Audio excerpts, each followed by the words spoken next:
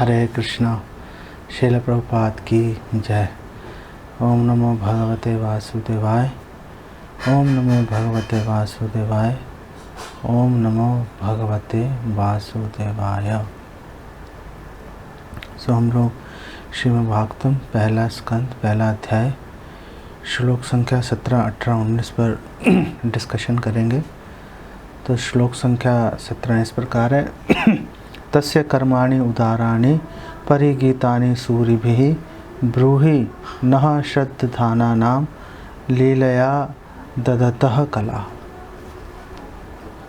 और इसका अनुवाद इस प्रकार है कि भगवान के जो दिव्य लीलाएं हैं वो बहुत ही उदार हैं, और नारद जी जैसे जो महान संत हैं वो भगवान के उन लीलाओं का गुणानुवर्णन करते हैं, उनका गान करते हैं वो। इसलिए प्लीज़, शौनक ऋषि बोल रहे हैं सूता गोस्वामी को, इसलिए प्लीज़ आप हमें इन कथाओं के बारे में बताएं, और हम उनकी कथा सुनने के लिए बहुत लालायित हैं। क्या लालायित हैं, क्या सुनने के लिए लालायित हैं कि भगवान विभिन्न अवतारों में किस तरह से अद्भुत लीलाएं करते हैं। तो ये वर्ष है, इस पर डिस्कशन करते हैं मंगलाचरण के बाद। आजानुलंबित भुजौ कनकावदातो संकीर्तनय कपितरौ कमलायताक्षो विश्वम्भरो द्विजवरौ युगधर्मपालो वंदे जगत्प्रियकरौ करुणावतारो वंदे श्री कृष्ण चैतन्य नित्यानंद सहृतौ गौड़ोदय पुष्पंदो चित्रो छंदो तमोनुदो पंचतत्वात्मकं कृष्णं भक्तरूपस्वरूपकं भक्तावतारं भक्ताख्यं नमामि भक्तशक्तिकं। श्री कृष्ण चैतन्य प्रभु नित्यानंद श्री अद्वैत गदाधर शिवासदि गौर भक्त वृंद। हरे कृष्ण कृष्ण कृष्ण हरे हरे, हरे राम राम राम हरे हरे। तो इस श्लोक में शौनक ऋषि बोल रहे हैं सूता गोस्वामी को, आप प्लीज़ हमें बताइए, क्या बताइए, कर्माणि उदाराणि, कि जो भगवान की जो उदार लीलाएं हैं, उदार लीलाएं का मतलब जो वंडरफुल पास्ट टाइम्स है, भगवान के अद्भुत लीलाएं हैं। अद्भुत लीलाएं कैसे हैं कि बहुत ही मनोहर हैं, और दूसरे किसी के लिए उन लीलाओं को, उन कार्यों को कर पाना असंभव है, लेकिन भगवान ऐसे उन कार्यों को भगवान संपन्न कर देते हैं। तो इसलिए वो बोल रहे हैं कि कर्माणि उदाराणि, आप प्लीज़ बताइए। और श्रील प्रभुपाद एक्सप्लेन कर रहे हैं कि कर्माणि उदाराणि से ये भी पता चल रहा है कि भगवान कोई निष्क्रिय व्यक्ति नहीं है, भगवान बहुत ही सक्रिय पुरुष हैं, और भगवान सदैव दिव्य लीलाओं में भगवान रत रहते हैं। और दूसरी बात ये भी श्रील प्रभुपाद बता रहे हैं कि इससे ये भी पता चल रहा है कि जो भौतिक जगत और आध्यात्मिक जगत दोनों विविधताओं से पूर्ण है। ऐसा नहीं है कि हर चीज़ लाइट ही है। जैसे हम भौतिक जगत में देखते हैं, भौतिक जगत में कितनी वैरायटीज़ हैं, कहीं पहाड़ है तो कहीं नदी नाले हैं, कहीं खेती खेत हैं, कहीं फूल लगे हुए हैं, कितनी विविधताएं हैं। और इसी तरह से आध्यात्मिक जगत भी विविधताओं से भरा हुआ है। लेकिन श्रील प्रभुपाद कह रहे हैं जो आध्यात्मिक जगत की विविधताएं हैं ये भौतिक जगत से श्रेष्ठ हैं। क्यों श्रेष्ठ हैं? क्योंकि उसमें 3 गुण हैं आध्यात्मिक जगत की वैरायटीज़ के अंदर। कौन से 3 गुण हैं? सच्चित और आनंद। कि जो आध्यात्मिक जगत की वैरायटीज़ हैं, विविधताएं हैं, वे सत्य हैं, इटर्नल हैं, शाश्वत हैं, चित हैं, ज्ञान से भरपूर हैं वो, और आनंद सदैव आनंद प्रदान करने वाले हैं। वैकुंठा, कभी वहाँ पे कोई कुंठा नहीं होती, वहाँ पे किसी को किसी तरह की कोई परेशानी नहीं होती। विश्वनाथ चक्रवर्ती ठाकुर कह रहे हैं जो उदारानी है। उदारानी का मतलब ये है कि अपने भक्तों पर अनुग्रह करने के लिए, अपने भक्तों की इच्छाओं को पूरा करने के लिए भगवान लीलाएं करते हैं, इसलिए उनको कर्माणि उदारानी बोला गया है। श्रील प्रभुपाद बोल रहे हैं कि देखो जो भौतिक जगत है वो आध्यात्मिक जगत का विकृत रूप है। ऐसा नहीं है कि भौतिक जगत बिल्कुल ही कोई स्ट्रेंज अजीब सी चीज़ चल रही है, और रिफ्लेक्शन है, प्रतिबिंब है आध्यात्मिक जगत का, लेकिन विकृत है, विकृत प्रतिबिंब है। और श्रील प्रभुपाद बोल रहे हैं कि ये उसी प्रकार है जैसे आप सिनेमा हॉल में चले गए पिक्चर देखने के लिए, रियल लाइफ बिल्कुल डिफरेंट है, और सिनेमा हॉल में अनर्गल चीज़ों को, बेकार की चीज़ों को बहुत बढ़ा चढ़ाकर उसको दिखाएंगे। हीरो है उसको मैग्नीफाई कर देंगे, उसको लार्जर देन लाइफ उसकी इमेज लेके आ जाएंगे, और दुनिया भर के अजीब काम करते हैं। और आज की डेट में तो सिनेमा वैसे ही बहुत ख़राब हो गया है। आप देखो कि आज की डेट में जो सिनेमाज हैं वो प्रोग्रेसिवनेस के नाम पर और आर्ट के नाम पर लेस्बियन, गे बेस्ड, होमोसेक्सुअलिटी बेस्ड मूवीज़ बना रहे हैं। आज की डेट में सिनेमा के अंदर ये जो जितने भी सीरियल्स आ रहे हैं, स्पेशली वेब सीरीज़, तो बहुत ही ख़राब हैं।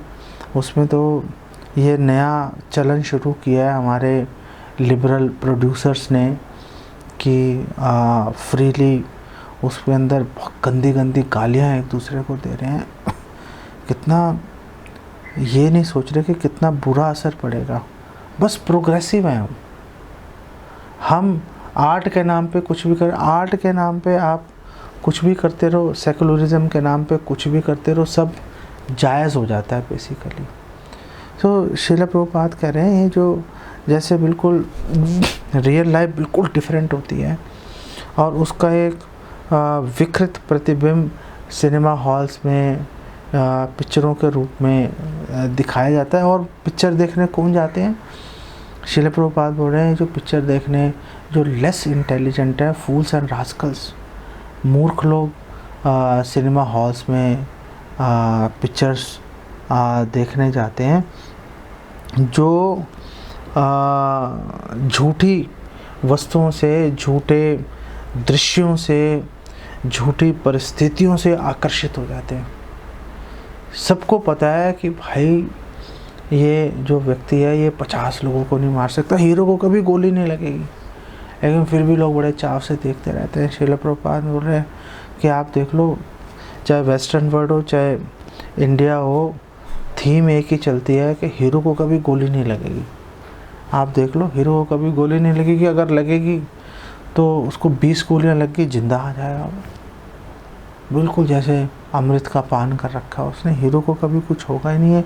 बेसिक थीम है, सबको पता है, बिल्कुल बकवास है ये थीम, लेकिन फिर भी लोग उसको बड़े चाव से लोग उसको देखते हैं, और अपनी जो फ्रस्ट्रेशंस हैं, अपने अनफुलफिल्ड डिज़ायर्स हैं, वो उसके माध्यम से पूरी करने की वो लोग कोशिश करते हैं। तो ये जो मूर्ख हैं वो इनमें एंगेज्ड होते हैं। तो ये मूर्खों की परिभाषा क्या है, उनके लक्षण क्या है? तो श्रील प्रभुपाद कह रहे हैं देखो उनके 2 लक्षण हैं। मूर्ख जो है 2 तरह के होते हैं, 2 टाइप्स हैं मूर्खों की।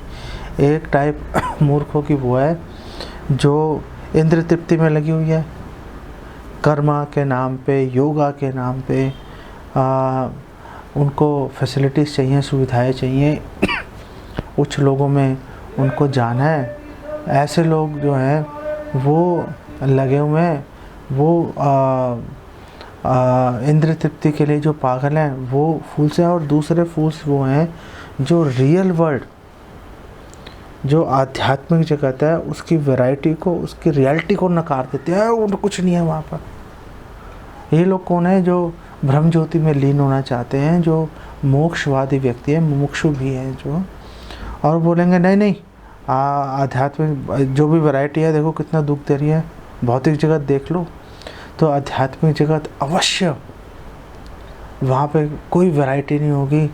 वैरायटी होगी तो क्लेश होगा, और क्लेश से बचने के लिए तो ऊपर जा रहे हैं हम, तो अवश्य वहाँ पे कोई वैरायटी नहीं होगी। ऐसा उनका विचार है, कोई बेसलेस विचार जो है, आंशिक रियलाइजेशंस है। भगवद गीता में बोल रहे हैं कि ये आंशिक आपको अनुभव हो गया, जैसे सूर्य का जो तेज है, और फिर सूर्य ग्रह है, और अंदर सूर्य देव है।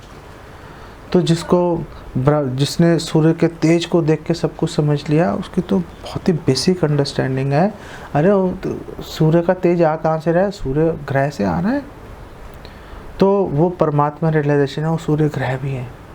और फिर आप सूर्य ग्रह के अंदर ही प्रवेश कर गए, तो आपको भगवान रियलाइजेशन हो गई, आपने सूर्य देव को देख लिया। हम ये नहीं कह रहे कि सूर्य देव भगवान है, एक ये उदाहरण के तौर पे इसको समझाने की कोशिश कर रहे हैं। तो लेकिन जो समझदार लोग हैं, जो ये सिनेमा हॉल्स वगैरह में नहीं आते, रियल लाइफ से इंस्पायर्ड होते हैं, उनको हमारे शास्त्रों में सात्वत बोला गया है।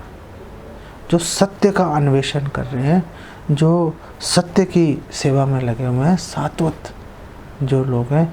और वो जो सात्वत लोग क्या हैं, वो हमेशा परम भगवान की सेवा में नियोजित रहेंगे, कभी भी भगवान की सेवा से च्युत नहीं होते, कभी भी भगवान की सेवा से वो हटते नहीं हैं। श्रील प्रभुपाद एक्सप्लेन कर रहे हैं कि भगवान आते हैं, और भगवान ये जो फूल्स हैं जो इंद्र तृप्ति में लगे हुए हैं, और जो कह रहे हैं वैरायटी नहीं है, कोई वैरायटी नहीं है, भगवान इतने दयालु हैं। श्रील प्रभुपाद बता रहे हैं इस रिपोर्ट में कि ऐसे लोगों को भी आकर्षित करने के लिए, उनको एक वो टेस्ट देने के लिए भगवान अवतरित हो जाते हैं, और उनको वो लोग अपनी जड़ इंद्रियों से भगवान को देख पाने में सक्षम हो जाते हैं। अच्छा, ये भगवान, ये लीलाएं चल रही हैं। तो भगवान ऐसे लोगों को आकर्षित करने के लिए ही भगवान अवतरित हो जाते हैं। तो शौनक आदि ऋषि कह रहे हैं कि आप प्लीज़ हमें ऐसे दयालु भगवान के, जो दयालु, जो करुणा भरी जो भगवान की लीलाएं हैं, जो बद्ध जीवों को अपनी ओर आकर्षित करने के हेतु हैं, आप प्लीज़ हमें उनके बारे में आप जानकारी प्रदान कीजिए। हम श्रील प्रभुपाद ने देखो कितनी वंडरफुल ट्रांसलेशन की है। श्लोक में वर्ड आ रहा है श्रद्धा नाम, और श्रील प्रभुपाद अनुवाद के अंदर बोल रहे हैं कि we are eager to hear, हम सुनने के लिए लालायित हैं। इसका मतलब क्या है? इसका मतलब ये है कि भगवान की लीलाओं को सुनने की लालसा उसी में होगी जिसके अंदर श्रद्धा है। जिसके अंदर श्रद्धा नहीं है वो कभी भगवान की लीलाओं को सुन नहीं पाएगा। अगर मजबूरी में सुनना भी पड़ गया तो 1, 2, 4 बार सुन लेगा, उसके बाद मौका मिलते ही भाग जाएगा वो। लेकिन जिसकी श्रद्धा है कि ये सत्य घटनाएं हैं और भगवान की लीलाओं को सुनने मात्र से हमारे सारे कार्य हमारे स्वतः सिद्ध हो जाएंगे, हम भगवान की लीलाओं का श्रवण करने मात्र से भगवत धाम पहुंच जाएंगे हम। ये जो श्रद्धा है, ये श्रद्धा भक्ति में उन्नति करने का जो नींव है, नींव ये श्रद्धा है। श्रद्धा से ही सारे काम होंगे। श्रद्धा बहुत बहुमूल्य वस्तु है, और ये श्रद्धा किसी भी भाव खरीदनी पड़े, बस पैसा दो और खरीद लो। जैसे ये कोरोना लॉकडाउन के चलते पीछे मार्केट गया था सामान खरीदने के लिए, तो काफ़ी लाइन लगी हुई थी, लोग खरीद रहे थे सामान, धड़ाधड़ स्टॉकिंग कर रहे थे लोग। तो मेरे से आगे एक व्यक्ति ने सामान लिया, तो उसने रेट्स देखे, उसने बोला रेट्स बहुत ज़्यादा हैं तुम्हारे। तो उसके आसपास जो और ग्राहक खड़े थे, दुकानदार तो कुछ नहीं बोला, और ग्राहक खड़े थे, उसने बोला भाई जिस भाव मिल रहा है ले लो यार, अभी तो आपत्ति काल का समय है। तो जब भौतिक वस्तुओं के लिए आप ऐसी अंडरस्टैंडिंग लेके आ सकते हो कि जिस भाव मिले उस भाव ले लो। इसका अकाल है, ये वस्तु कम है, बहुत दुर्लभ है। तो जब भौतिक वस्तुओं के लिए ये विचार हमारे मन में आ सकता है, तो भगवान की लीलाओं के लिए विचार हमारे मन में क्यों नहीं आ सकता। हमें अवश्य ऐसे भाव अपने मन में लाने चाहिए। श्रील प्रभुपाद यहाँ पे प्रपोर्ट में लिख रहे हैं कि जो महात्मा है वो भगवान की लीलाओं का श्रवण करने को सर्वोच्च प्राथमिकता दे रहे थे, और वो लोग जानते थे कि उनका और दूसरों का इसी के माध्यम से कल्याण हो जाएगा, कल्याण का और कोई रास्ता है नहीं। 1:18 श्लोक इस प्रकार है, अथ आख्या ही हरेर धीमन अवतार कथा शुभा लीला विदधतः स्वैरम ईश्वरस्य आत्ममाया। और यहाँ पे शौनक ऋषि कह रहे हैं, धीमन, ओ बुद्धिमान सुता गोस्वामी, आप प्लीज़ हमें परम भगवान के जो विभिन्न अवतार हैं उनकी जो दिव्य लीलाएं हैं, आप प्लीज़ हमें उनके बारे में जानकारी दीजिए। ऐसी लीलाओं का जो श्रवण, जो ऐसी लीलाओं जो भगवान संपन्न करते हैं, परम नियंता, वो कैसे संपन्न करते हैं भगवान अपने योग माया की शक्ति से, अपनी अंतरंगा शक्ति से भगवान संपन्न करते हैं आत्म माया। ये आत्म माया शब्द एक्चुअली में बहुत इम्पोर्टेंट है। ये समझना पड़ेगा कि भगवान जो भी करते हैं, भगवान कभी भौतिक प्रकृति को स्पर्श नहीं करते। भगवान जो भी करेंगे वो योग माया के अंतर्गत रह के भगवान करते हैं, योग माया को यूज़ करते हैं। योग माया आगे बहिरंगा शक्ति को, भौतिक प्रकृति को यूज़ कर ले तो अलग बात होती है। भगवान कभी स्पर्श नहीं करते, भगवान हमेशा दिव्य रहते हैं। तो इस श्लोक में बताया है अवतार कथा शुभा, कि आप जो भगवान की जो शुभ, भगवान के जो विभिन्न अवतार हैं उनकी शुभ कथाएं बताइए। तो भगवान विभिन्न अवतार क्यों लेते हैं, श्रील प्रभुपाद एक्सप्लेन कर रहे हैं। भगवान विभिन्न अवतार लेते हैं, जैसे पुरुषा अवतार, गुणा अवतार, लीला अवतार। भगवान विभिन्न प्रकार के अवतार क्यों लेते हैं, श्रील प्रभुपाद बोल रहे हैं वो लेते हैं अवतार विभिन्न प्रकार के सृष्टि, पालन और संहार करने के लिए। ये भगवान का उद्देश्य रहता है, बद्ध जीवों को एक अवसर देने के लिए कि वो भगवान के सेवा में नियोजित हो जाएं किसी प्रकार से, और वापस अपने नित्य घर, शाश्वत घर भगवत धाम की ओर लौट जाएं। तो जो भगवान की लीलाएं हैं, भगवान की लीलाएं कल्याणकारी हैं, ऑस्पिशियस हैं दोनों तरह के व्यक्तियों के लिए। जो व्यक्ति उस समय वहाँ पर मौजूद थे जब भगवान की लीलाएं संपन्न हो रही थी, और जो व्यक्ति बाद में भगवान की लीलाओं को सुन रहे हैं। ऐसा नहीं है कि आप और मैं, हम तो थे नहीं जी वहाँ पर, तो उन्होंने तो मज़े लूट लिए, उनका तो कल्याण हो गया, हम रह गए। ऐसा नहीं है। हमारे आचार्य बोल रहे हैं कि जो भगवान की लीलाएं हैं वो सभी के लिए शुभ है। जो उस समय उसमें भाग ले रहे थे, उसमें मौजूद थे, उनके लिए भी, और जो बाद में श्रवण कर रहे हैं प्रामाणिक आचार्यों के अंतर्गत रहकर, वो भी वही लाभ प्राप्त करेंगे जो उस समय भगवान की लीलाओं के अंदर जो पार्टिसिपेट कर रहे थे उनके लिए। श्रीला विश्वनाथ चक्रवर्ती ठाकुर बोल रहे हैं कि शुभ का मतलब है उसमें भौतिक प्रकृति का लेश मात्र भी उसमें कोई अंश उसके अंदर नहीं है, वो पूर्णतः दिव्य है भगवान की लीलाएं। और वो कह रहे हैं कि ये जो भगवान की लीलाएं शुभ, इसका एक मतलब ये भी है कि भगवान की जो लीलाएं वो तो नित्य हैं। जब भगवान की नित्य लीलाएं नित्य हैं तो फिर भगवान किस प्रकार से अपने उस वर्तमान में भगवान किस प्रकार से अपनी लीलाएं संपन्न करते हैं, ये बहुत बड़ा क्वेश्चन है। तो शिला विश्वनाथ चक्रवर्ती ठाकुर कहते हैं इसमें कोई बड़ी बात नहीं है। भगवान नित्य लीलाएं होने के चलते भी भगवान वर्तमान में वो लीलाएं संपन्न करते हैं आत्म माया, अपनी योग माया की शक्ति के माध्यम से। ये एकदम सरल भाषा में भगवान किस प्रकार इसको एक्सप्लेन कर देते हैं। और जो ऋषि और जितने भी शौनक आदि ऋषि हैं वो सब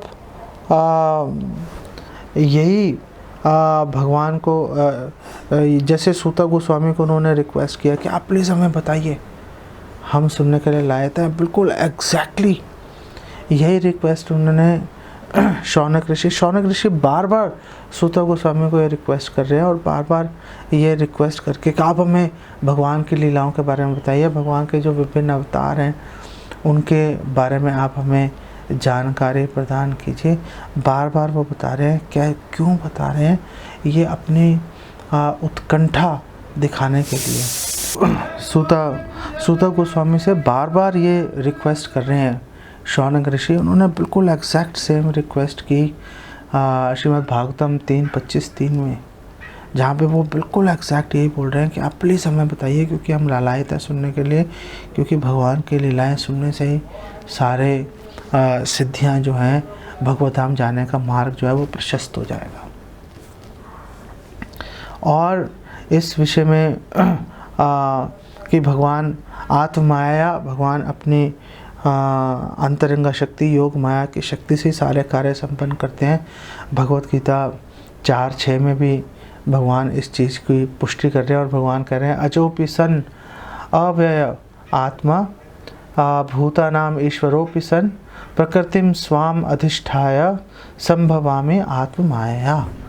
और भगवान कह रहे हैं कि मैं अजोपि सन, मैं तो अजन्मा हूँ, और अव्यय आत्मा, और मुझ में कोई विकार भी नहीं आता, मुझ में कुछ घटाव नहीं होता, कुछ किसी चीज़ की कमी मुझ में नहीं आती। और वो बोल रहे हैं कि भूतात्मा ईश्वरोपि सन, और मैं सभी जो जीव हैं चर अचर सबका जो है ईश्वर, सबका नियंता, सबका मालिक, सबका स्वामी मैं ही हूँ। और भगवान कह रहे हैं कि प्रकृतिम स्वाम अधिष्ठाय संभवामि आत्म माया, मैं अपनी योग माया की शक्ति से हर युग में मैं अपने दिव्य स्वरूप में मैं प्रकट होता हूँ। संभवामि युगे युगे, भगवान अन्यत्र भगवत गीता में भी कह रहे हैं इस बारे में। तो इसका उदाहरण हम भागवतम में देखते हैं। बिल्कुल शुरू में 10वें स्कंद के जब भगवान प्रकट हुए दूसरे अध्याय में, 10वें स्कंद के दूसरे अध्याय में, तो उस समय हम देख रहे हैं कि भगवान जो है चतुर्भुज रूप में प्रकट हुए।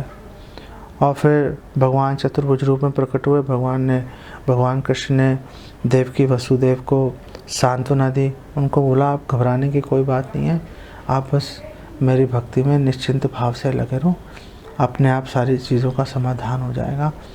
और ये कहकर भगवान अपनी योग शक्ति से, योग माया की शक्ति, योग शक्ति के द्वारा भगवान चतुर्भुज रूप से द्विभुज रूप में आ गए, एक साधारण बालक की तरह। तो ऐसा नहीं हो साधारण बालक बन के वो तो भौतिक प्रकृति के अंतर्गत आ गए, नहीं। भगवान हमेशा इस प्रसंग से हमें पता चलता है कि भगवान हमेशा जो है वो अपनी अंतरंगा शक्ति में ही भगवान विद्यमान रहते हैं। और इसकी पुष्टि श्री नारद जी मिले थे वसुदेव जी से। तो इसका प्रसंग आता है भागवतम के 11वें स्कंद में। तो श्री नारद जी ने वसुदेव जी को इसकी पुष्टि की थी 11/5/49 में। और वो बोलते हैं माँ अपत्य बुद्धिम अकृथा कृष्णे सर्व आत्मनीश्वरे माया मनुष्य भावेन गूढ़ैश्वर्ये परे अव्यये। और श्री नारद जी वसुदेव को बोल रहे हैं, आप उनको कोई साधारण मेरा बच्चा है, आप ऐसे करके उनको इस भ्रम का शिकार मत हो जाओ। वो तो परम भगवान है, अव्यय हैं, सभी जीवों के वो परमात्मा स्वरूप हैं, परम आत्मा है वो। और भगवान ने अपनी जो ऐश्वर्य है, भगवान ने गूढ़, भगवान ने उनको छिपा रखा है, इसलिए वो बाहरी तौर से वो एक साधारण मनुष्य की तरह लग रहे हैं। इसीलिए तो जो मूर्ख लोग होते हैं वो मानुषिम तनुम आश्रितम, वो सोचते हैं कि ये तो साधारण मनुष्य है, इनके बारे में हम क्यों इनकी कथाओं का श्रवण करें, ऐसा उनके मन में विचार चलता है। नाहम प्रकाशा सर्वस्य योग माया समावृता, कि भगवान क्योंकि अपनी योग माया की शक्ति से आवृत रहते हैं, इसलिए जो अश्रद्धालु हैं वो कभी भी भगवान को पश्यन्नपि न पश्यति, भगवान को देख लेते हैं फिर भी कभी भगवान को वो समझ नहीं पाते। 19वें श्लोक में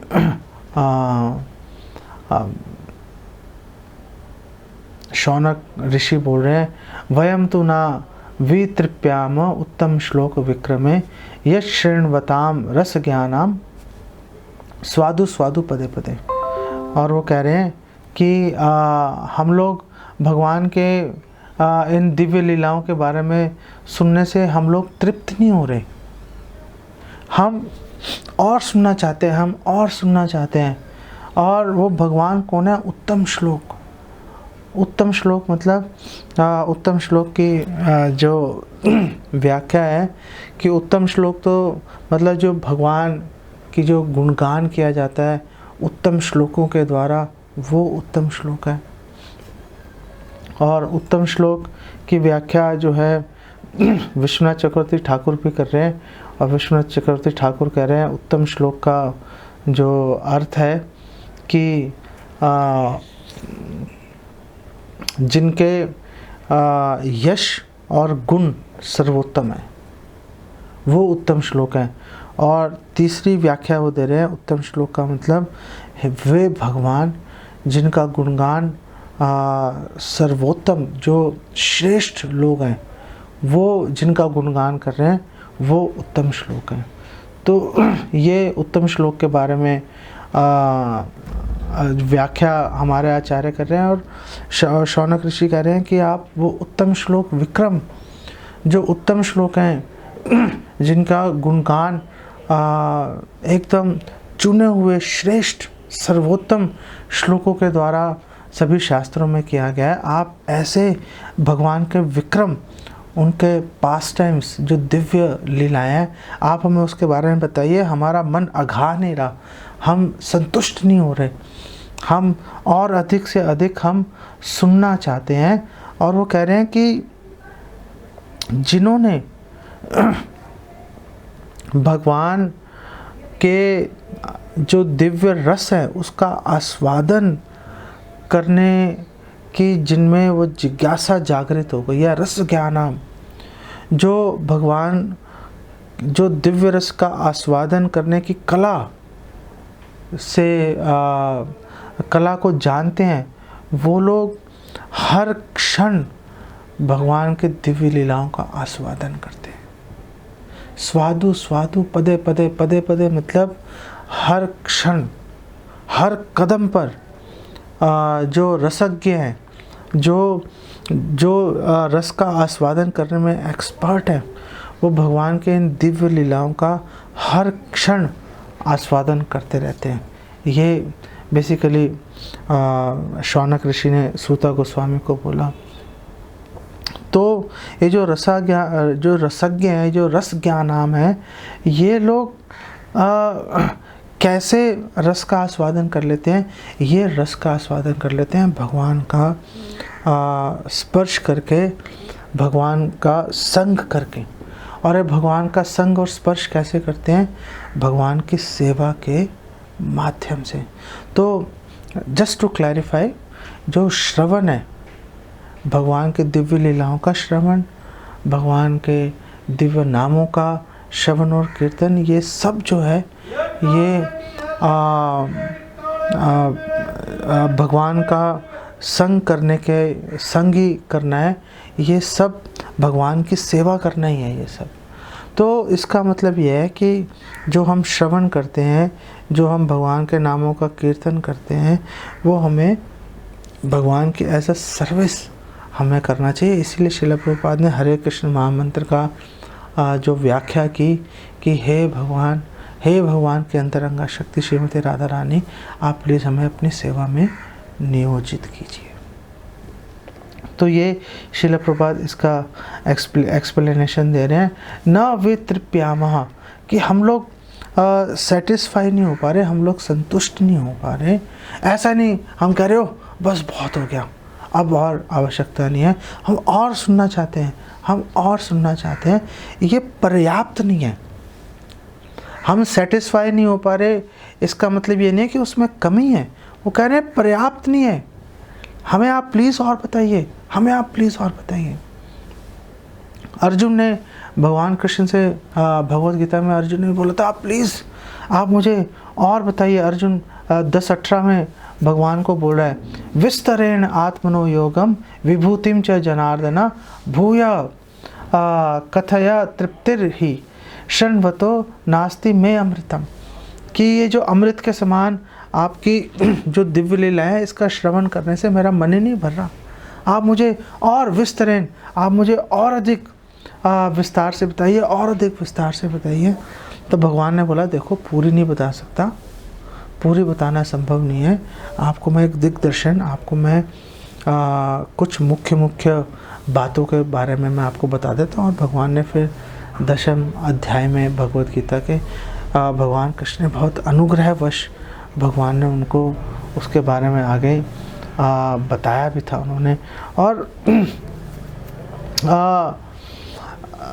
हमारे आचार्य बोल रहे हैं कि न वित्रयामी का एक मतलब है कि हम संतुष्ट नहीं हो पा रहे आपकी लीलाओं के श्रवण से। इसका एक मतलब ये भी है कि हम जितने भी यज्ञ आदि जितने भी कार्य हैं, जितने भी भौतिक कार्य हैं, हम उन सब से परेशान हो चुके हैं, हम उनसे बोर हो चुके हैं। अब हमारे उसमें कोई इंटरेस्ट नहीं रहा। हमारा सारा इंटरेस्ट जो है, हमारा सारा इंटरेस्ट अब आपकी लीलाओं के, आपकी शिक्षाओं का श्रवण करने के अंदर ही है। अब हमें किसी और कार्य को करने की कोई आवश्यकता नहीं है। अब हम आपकी लीलाओं का श्रवण करने में ही पूरी तरह से रत होना चाहते हैं। तो आप प्लीज़ इसमें हमारी मदद कीजिए और हमें भगवान की लीलाओं का आप हमें विस्तार से आप व्याख्या कीजिए। तो विश्वनाथ चक्रवर्ती ठाकुर कह रहे हैं, देखो जो भौतिक जगत है, आध्यात्मिक जगत है। और उन्होंने एक गन्ने का उदाहरण उठाया। उन्होंने बोला, देखो गन्ना है, आप खाओ, गन्ना बहुत स्वादिष्ट है, लेकिन आप उस जिस गन्ने को आप चबा चुके हो, आप उसको दोबारा चबाओगे, पुनः चर्वनानाम, आप चबाई हुई चीज़ को दोबारा से चबाओगे, आपको कोई रस नहीं आएगा। यद्यपि आपने ही पहले चबाई थी, किसी और ने चबाई है या आपने ही पहले चबाई है, आपने पहले उसमें से रस मिला था, लेकिन अब आप दोबारा उसी चीज़ को चबा रहे हो जो कि आप पहले ही चबा चुके हो, तो अब आपको उसमें वो रस नहीं मिलेगा। अब आपने वही जो एक समय में बहुत ही मधुर लग रहा था गन्ना, अब उसका चर्वन करोगे, अब आपको उसमें से रस नहीं मिलेगा, क्योंकि पहले ही वो उसका चर्वन किया जा चुका है, पहले ही वो चबाया जा चुका है। लेकिन भगवान की लीलाओं के साथ ऐसी बात नहीं है। भगवान की लीलाओं का आप जितनी बार मर्जी आप उसका श्रवण करोगे, स्वादु हमेशा आपको उसमें से रस प्राप्त होगा। और वो बोल रहे हैं रस प्राप्त होगा, तो एक बात है, वो रस निरंतर बढ़ के आपको मिलेगा। जो आपने पिछली बार आपने भगवान की लीलाओं का श्रवण किया था, जो रस मिला, इस बार आपको उससे भी अधिक आपको सुख की, अधिक आपको स्वाद की प्राप्ति होगी। ऐसा नहीं है कि वही स्वाद की प्राप्ति हो रही है, अब वो रस बढ़ गया, अब वो रस अपनी जगह पे कांस्टेंट, अपनी जगह पे फिक्स नहीं है, वो रस बढ़ रहा है। आनंदाम बुद्धि वर्धनम प्रतिपदम, हर क्षण वो रस बढ़ रहा है। और जैसे जैसे वो रस बढ़ रहा है, एक भक्त की उस रस का आस्वादन करने की तृष्णा भी हर क्षण उसकी बढ़ती जा रही है। श्रील प्रभुपाद इसके प्रपोर्ट में बोल रहे हैं कि आप भगवद गीता भागवतम पूरा जीवन बार बार पढ़ते रहो, आप बोर ही नहीं होगे, कभी आप थकोगे नहीं। और थकना तो एक बात है, बोर होना एक बात है, आपको उसमें से हमेशा नवीन, आपको नूतन नई आपको उसमें से शिक्षाएं, नया रस, आपको नई इन्फॉर्मेशन आपको प्राप्त होगी। और उसके विपरीत जो भौतिक जगत की कितनी बढ़िया से बढ़िया धमाकेदार ब्रेकिंग न्यूज़ भी है, एक बार सुन लोगे दोबारा सुनने का मन नहीं करता, क्योंकि उसमें वो रस नहीं होता। आपने एक बार चबा लिया, फेंको यार इसको, अब कौन इसको छेड़ेगा, दोबारा उसको यूज़ नहीं कर सकते। लेकिन भगवान की लीलाएं आप बार आप उसका स्मरण कर सकते हो। ऐसा क्यों है? श्रील प्रभुपाद बोल रहे हैं ऐसा इसलिए है क्योंकि जो आध्यात्मिक वस्तु है वो डायनामिक होती है, वो उसमें हमेशा एक नवीनता रहती है, जबकि जो भौतिक वस्तु है वो स्टैटिक होती है, वो जड़ स्थिर होती है, वो उसमें कोई मूवमेंट नहीं होती, निष्क्रिय होती है। वो सक्रिय वस्तु में हमेशा आपको रस मिलेगा, निष्क्रिय वस्तु में आपको कभी रस नहीं मिलेगा। आपको एक बार मिल गया, बात खत्म हो गई, उसके बाद वो बात नहीं उसके अंदर रहती। चैतन्य महाप्रभु जब वाराणसी में थे और चैतन्य महाप्रभु बात कर रहे थे उनसे, जो वाराणसी के जो मायावादी सन्यासी हैं, प्रकाशानंद सरस्वती के अंतर्गत जो सब मायावाद सन्यास का पालन कर रहे थे, चैतन्य महाप्रभु ने उनको भी बोला कि ये जो स्वादु पदे पदे, हर क्षण हर पग पर जो एक रसज्ञ व्यक्ति है, जो रस में दक्ष, रस का पान करने में दक्ष व्यक्ति है, हर क्षण इसका आस्वादन करता है। क्यों करता है? क्यों, क्या कारण है आस्वादन करने का?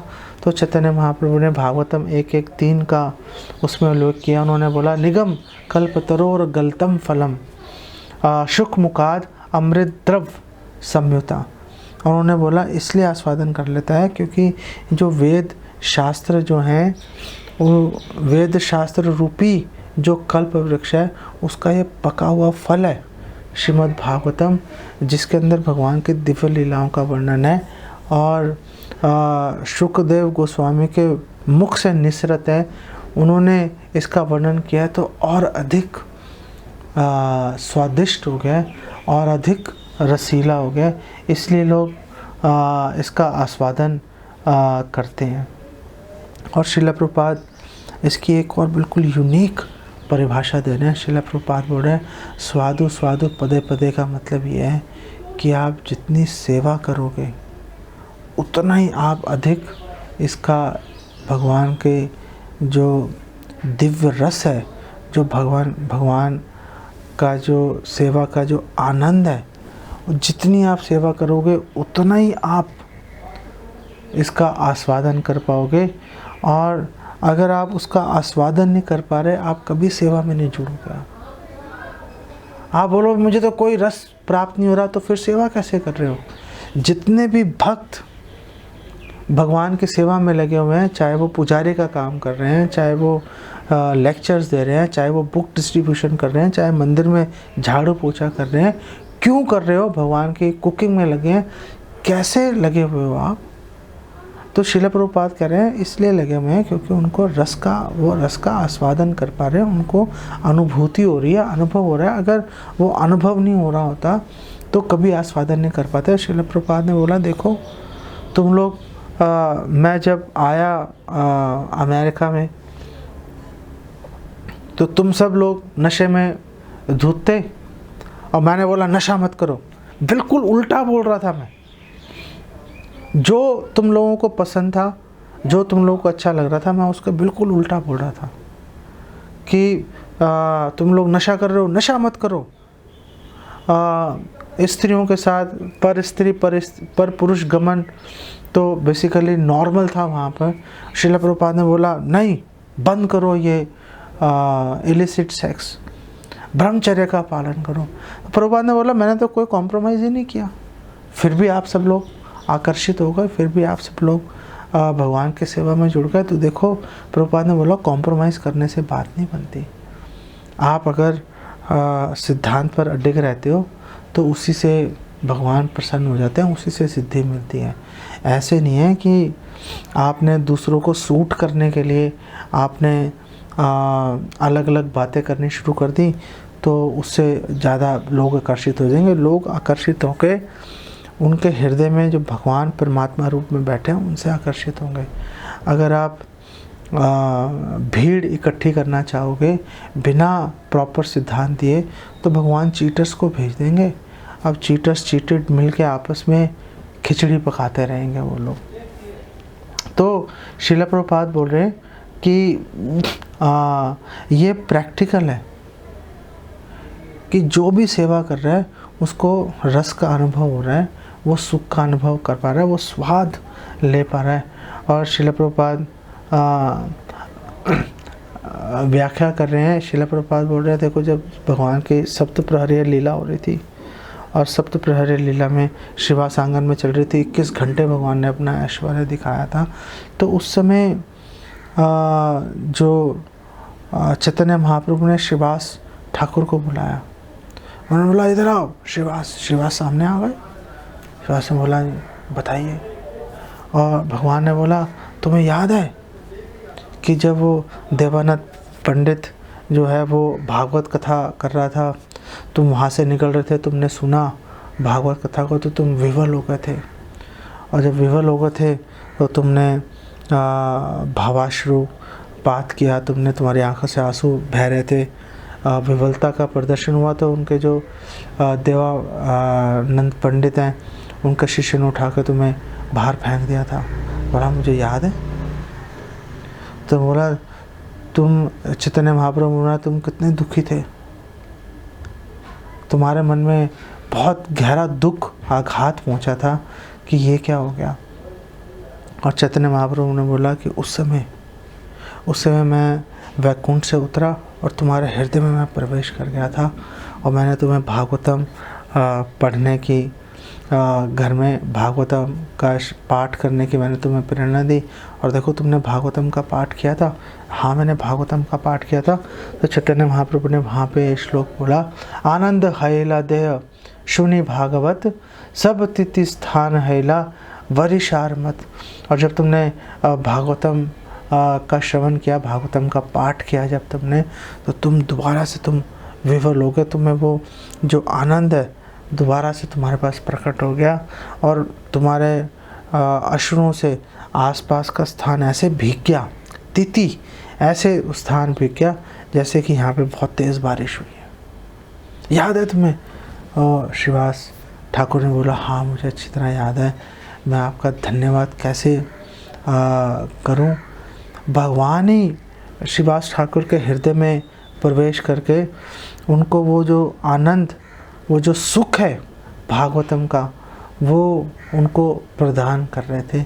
ऐसी हर एक भक्त को प्रार्थना करनी चाहिए कि भगवान से प्रार्थना करनी चाहिए कि हे भगवान आप प्लीज़ हमें भी आपकी दिव्य लीलाओं में जो रस है आप हमें भी पान करने का अवसर दीजिए। और वो कैसे हम अवसर प्राप्त कर पाएंगे? भगवान से प्रार्थना करके कि आप हमें अपनी सेवाएं और अधिक से अधिक करने का अवसर प्रदान कीजिए। हालांकि हमें योग्यता नहीं है, लेकिन आप तो किसी भी वस्तु को कैसे भी आप यूज़ कर सकते हो। आप कृष्ण कृष्ण महाबाहु, आप महाबलवान हो।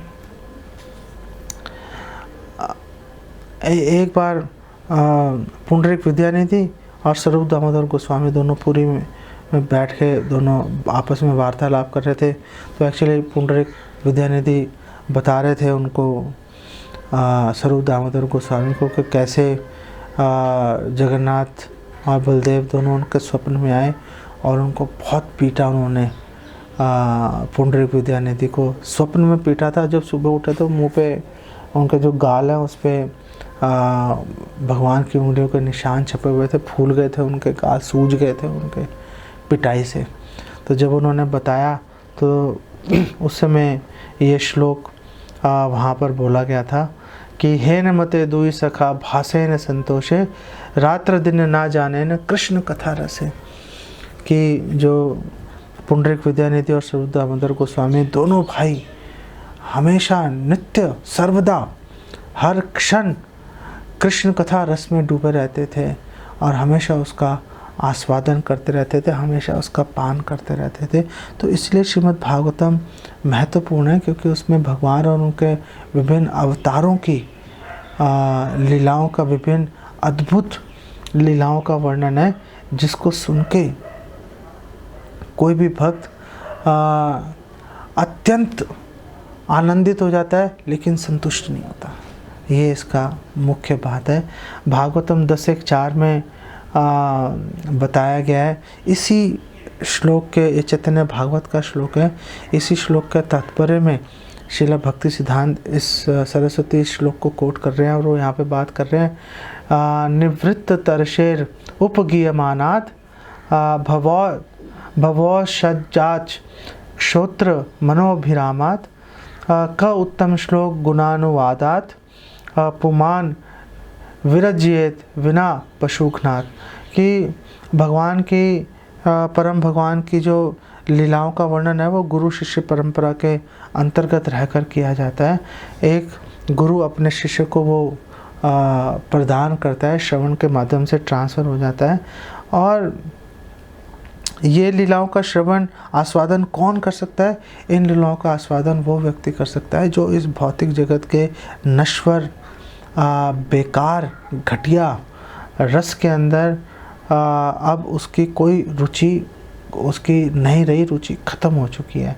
और बोल रहे हैं कि जो भगवान की जो लीलाएं हैं उनका जो वर्णन है वो इस भव रोग जो है, जो बार बार जन्म मृत्यु का जो चक्र चल रहा है, संसार समस्मृति घोराम, जो ये भयानक चक्र जो चल रहा है, इससे बाहर निकलने की भव औषधि, ये औषधि है, ये उपचार है इस भव सागर से बाहर निकलने का। तो यहाँ पर ये प्रश्न उठा रहे हैं कि कौन ऐसे भगवान की ऐसी लीलाओं का श्रवण या आस्वादन नहीं करेगा? वही करेगा जो पशुओं का हत्यारा है या आत्महत्यारा है, जो अपनी हत्या करने पे ही उतारू है, जो कि मैं तो आत्महत्या करूँगा। और एक्चुअली में ईशोपनिषद में भी ये बोला गया है कि जो व्यक्ति भगवान की लीलाओं का श्रवण नहीं कर रहा, जिस व्यक्ति की रुचि नहीं है भगवान की सेवा करने में, भगवान के लीलाओं के बारे में, शिक्षाओं का श्रवण करने में, वो एक्चुअली में आत्महत्यारा ही है।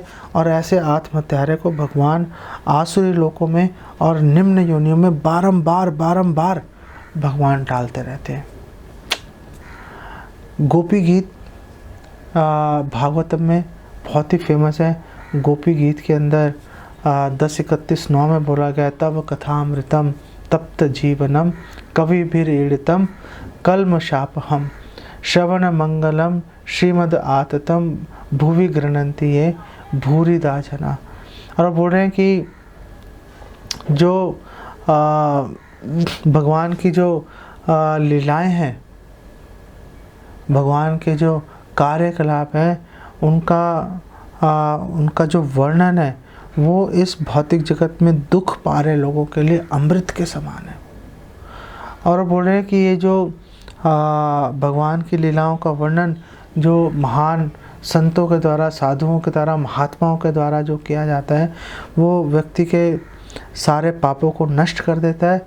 और जो भी उसका श्रवण करेगा उसको शुभदा, उसको कल्याण उसको प्रदान करेंगे। और ये जो भगवान की लीलाएं हैं, इसका वर्णन पूरे संसार के अंदर बहुत ही उत्साहपूर्वक किया जाता है और ये आध्यात्मिक शक्ति से पूरी तरह से ओतप्रोत है।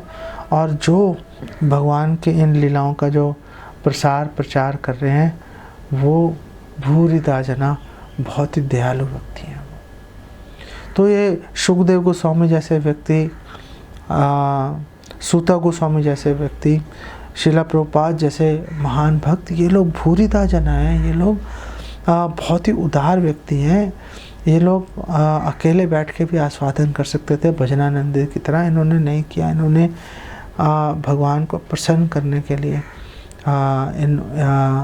इन सब महात्माओं ने, महान साधुओं ने पूरे संसार में भगवान की लीलाओं का प्रचार प्रसार किया इन्होंने। लेकिन श्रील प्रभुपाद कह रहे हैं कि भगवान की लीलाएं रस से तो भरी हुई हैं, लेकिन जिसको पीलिया रोग है वो इसका आस्वादन नहीं कर पाएगा। वो जिसको पीलिया रोग है उसको आप टॉफ़ी दोगे, कैंडी दोगे, वो कहेगा ये तो बहुत कड़वी है। एक्चुअली में वो मीठी है, लेकिन क्योंकि पीलिया रोग है इसलिए कड़वी लग रही है। इसलिए जो जिनकी इस भौतिक जगत में रुचि है, जो फूल्स रास्कल्स हैं, जो इंद्र तृप्ति में लगे हुए हैं, या जो ब्रह्म ज्योति में प्रवेश करना चाहते हैं, वैरायटी को ख़त्म करना चाहते हैं, वो जब भगवान की लीलाएं सुनेंगे तो उनको कड़वी लगेगी। इसीलिए भक्तिविनोद ठाकुर कह रहे हैं कि अगर कोई व्यक्ति अच्छा खाना खाना चाहता है, अच्छा ड्रिंक्स, स्वादिष्ट वस्तुओं का पान करना चाहता है, सोना चाहता है, नशा करना चाहता है, ऐसा व्यक्ति जो है वो कभी भी भक्ति में प्रगति नहीं कर सकता। उसकी भक्ति अगर है तो घटती जाएगी उसकी, आप साथ में लेके नहीं चल सकते। और भक्तिविनोद ठाकुर कह रहे हैं कि अगर मदिरा, धन, स्त्री, इसके प्रति जो लोभ है वो भक्ति के जीवन के लिए सबसे अधिक हानिकारक है। और श्रील प्रभुपाद बोल रहे हैं कि ये जो तथाकथित जो मुमुक्षु भी हैं, विमुक्त मानना, जो अपने आप को मुक्त मानते हैं, वो लोग कभी भी अहम ब्रह्मास्मि करके उनको कभी भी संतोष प्राप्त नहीं होता। एक तो भक्त है उसको भी संतोष प्राप्त नहीं हो रहा, और एक इधर ये मायावादी हैं, ब्रह्म ज्योति में प्रवेश करने वाले हैं, इनको भी सुख प्राप्त नहीं हो रहा, ये भी इनको भी संतोष नहीं मिल रहा। लेकिन दोनों में फ़र्क है कि जो भक्त है उसको सुख मिल रहा है और वो सुख की पराकाष्ठा नहीं प्राप्त कर पा रहा। यहाँ पर तो जो मायावादी है, जो ब्रह्म ज्योति में लीन होना चाह रहा है, वो तो लेश मात्र भी सुख की अनुभूति नहीं कर पा रहा, फ्रस्ट्रेशन में घुस रहा है, हताशा के अंदर घुसे जा रहा है। और श्रील प्रभुपाद बोल रहे हैं कि ये जो कृत्रिम अनुभूति है ब्रह्म ज्योति की, वो धीरे धीरे क्षीण हो जाती है, वो उसमें व्यक्ति बोर हो जाता है। तो सुख का, आनंद का अनुभव करने के लिए वो लोग, ऐसे लोग जो है वो भागवतम की ओर उनका रुझान हो सकता है, अगर वो भाग्यशाली हैं तो। और अगर वो भाग्यशाली नहीं है तो क्या होगा? तो प्रभुपाद बोल रहे हैं अगर वो भाग्यशाली नहीं है तो वो समाज कल्याण, समाज सेवा, दान इत्यादि के अंदर, इसके अंदर उनका रुझान आ जाएगा, इसी के अंदर वो घुस जाएंगे। तो जो लोग समाज कल्याण के कार्यों में घुस जाते हैं, भगवान की अच्छी भली लीलाएं सुनते सुनते, तो एक्चुअली में यहाँ पर श्रील प्रभुपाद बता रहे हैं कि वो लोग कम भाग्यवान हैं। लेकिन इस चीज़ को समझने के लिए भी बहुत रियलाइजेशंस की आवश्यकता है। इसको यहीं पे विराम देते हैं।